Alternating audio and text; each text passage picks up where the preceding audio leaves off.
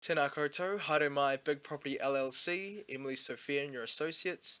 We're excited to present to you our management and marketing plan for Normanby Central Apartments. Introducing our project team, we have Tim and Tom from management, and then we have Samuel and Anson for marketing. Now we have management team member Tim. Commercial leasing in Aotearoa operates in a very similar manner to most of the Western world. However, despite these similarities, it's important for you as a new landlord in this market to understand some of the legal obligations placed upon you by Parliament. It's important to note 4 acts that govern commercial leasing within New Zealand. The first is the Resource Management Act of 1991. The second is the Building Act of 2004. The third is the Property Law Act of 2007. And lastly, the Unit Titling Act of 2010. These 4 acts provide the foundation for all commercial leases to be built upon. And they also provide the legal parameters, the boundary lines of what is legal within this country for commercial arrangements. What will become readily apparent when you read through these Acts of Parliament is that within those parameters there is a high level of customisation.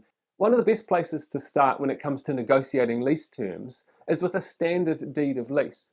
The most popular standard deed of lease in New Zealand is put up by the Auckland District Law Society. This lease document is in its 6th edition. This means that it has a long proven track record. Now you as a new landlord can simply take this standard deed of lease off the shelf and use it as it is. Or you can enter into a negotiation period with the new tenant where you can customise a lot of the terms to suit both your and their needs. Of particular importance here are a few key aspects of this lease detail that you should think through when it comes to negotiation. The first is the rent level. How much will be charged per square metre, and how many terms will be offered. That will be dealt with under the lease renewals. Then there are rent review periods. How often will the rent be reviewed, and what methodology will be employed to review it? Then there are, of course, incentives. What incentive will you give your prospective tenant? What juicy morsel will you offer them to sign that great lease? Will there be make good clauses, and how much written notice will be required? Lease negotiation is between 2 parties to balance out the needs, wants, hopes and desires of both.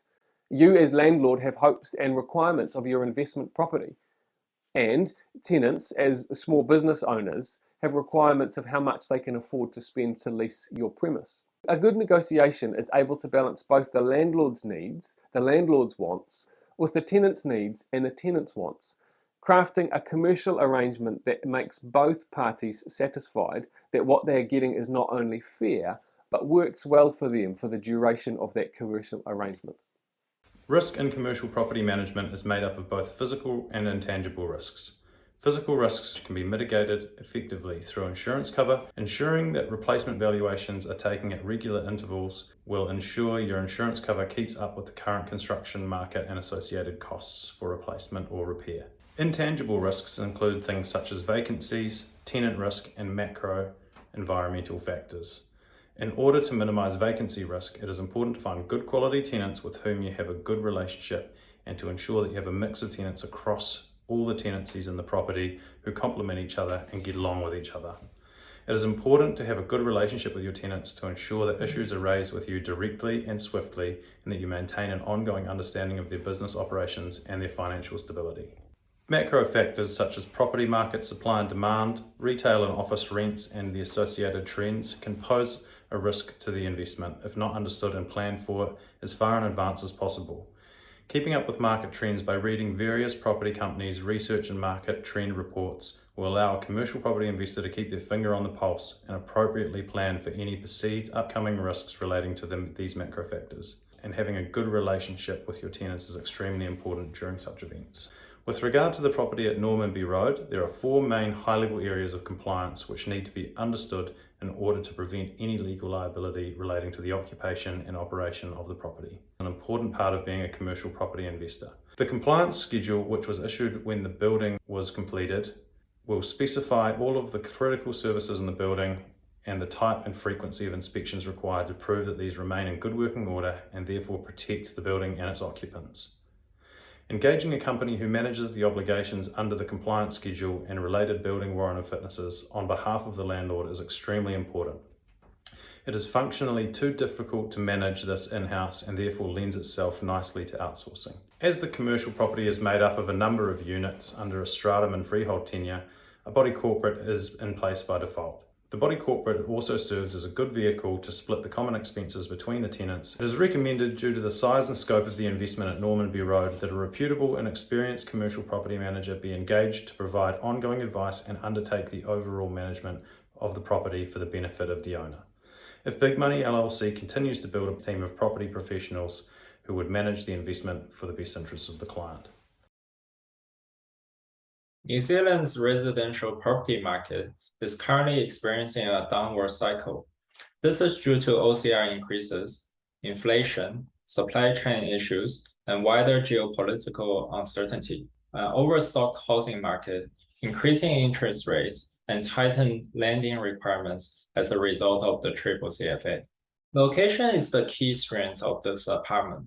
Local amenities and school zones attract both lifestyle buyers as well as families looking at securing admission to schools like Auckland Grammar for their kid.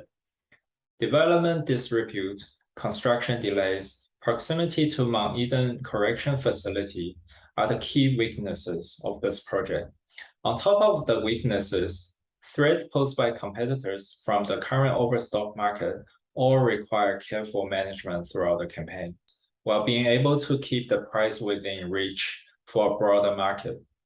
Through competitor analysis of nearby apartments, it is clear that Normanby Central apartments are more spacious for all room configurations. We will recommend targeting medium to high income professionals working in CBD and city fringes, as well as small families with kids looking to get into Auckland Grammar School Zone. By analyzing existing and developing apartments nearby, we have provided indicative pricing for all three apartment options. The price reflects this project's key selling point of generous internal living space compared to its competitors. We wanted to make sure our media mix touched base on all the buyer readiness stages at each appropriate time. As you can see, we have our main banner here. This here is our golden ratio. It shows our media mix and how the combinations combine to reach different people. At this stage, it's important for the buyers and public to know. We've made a billboard with a website on it, just like in the case of Ormiston Central.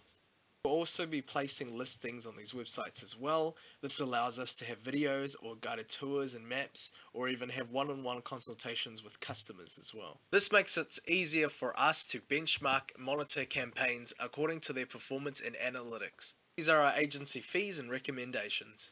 On behalf of JKLL Property Consulting, thank you for taking your time, and please email us if you need any more information.